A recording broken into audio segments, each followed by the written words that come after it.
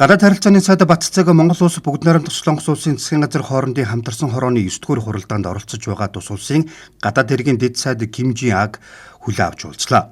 Уулзалт хийхэд сайд Батцэг Монгол улс бүгд найрамдах Солонгос улсын хооронд дипломат харилцаа тогтоосны 35 жилийн мэдчилгээг дэвшүүлж, манай стратегийн түнш бүгд найрамдах Солонгос улстай хөгжүүлж байгаа харилцаа хамтын ажиллагаа хоёр тал төдийгүй олон улс бүс нутгийн давцанд гүнзгийрэн хөгжиж байгааг онцоллоо.